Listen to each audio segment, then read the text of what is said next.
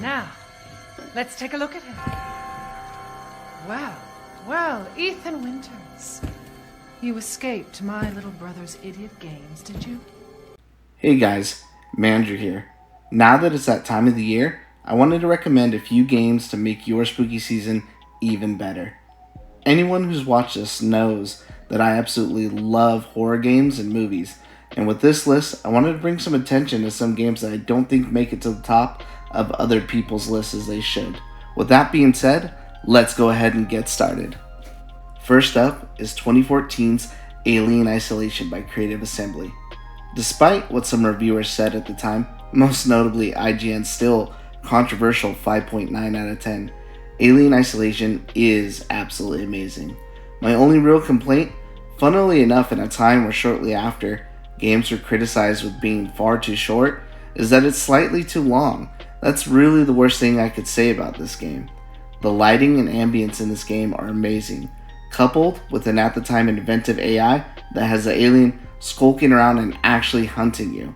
This was the perfect game that Alien fans were waiting for.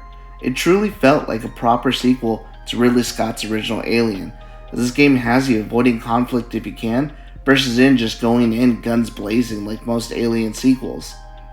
It's nice to see this game getting more fanfare now, 10 years later, possibly due to the success of Alien Romulus, and as of just a day ago, finally getting the sequel that will hopefully capture the magic of the original.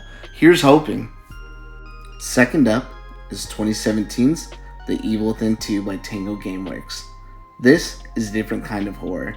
Using the gameplay style of Resident Evil 4 and adding a mix of open and some straightforward areas, The Evil Within 2 is an ambitious and fun experience.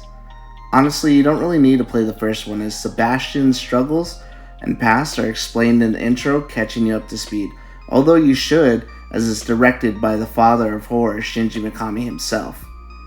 Back inside STEM, a world based off of people's memories and perceptions, the game is often tense, being hunted by monsters or stalked by anima, all while dealing with psychos like Stefano Valentini, who turns his victims into art pieces and is an amazing villain and someone I remembered long after I beat this game. The game delivers a truly unique and tense experience in the horror genre, and I feel maybe this game gets just a little bit overlooked because earlier that year, Resident Evil 7 Biohazard came out and restarted the reconnaissance and popularity again of survival horror. And finally, up at number 3 is 2023's Dead Space remake by Motive Studio. I feel like this game gets overlooked because Resident Evil 4 remake came out that same year, but before it did, this was a masterclass in how to remake a video game. Gameplay wise, it's sort of somewhere between Alien and Evil Within with shooting, but not always being overpowered either, and sometimes better trying to avoid confrontation.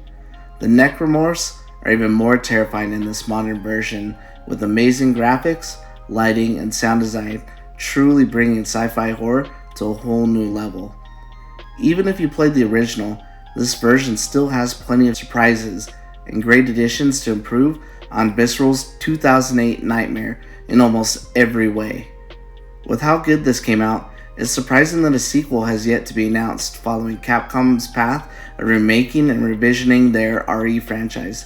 This game is true horror and a true masterpiece, and hopefully we definitely see some more from EA about a sequel to this.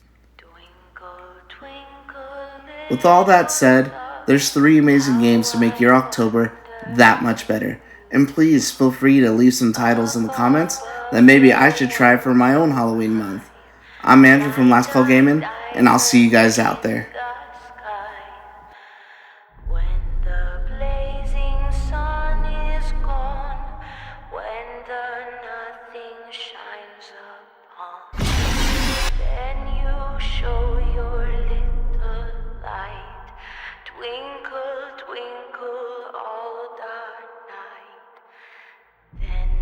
Traveler in the dark, thanks you for your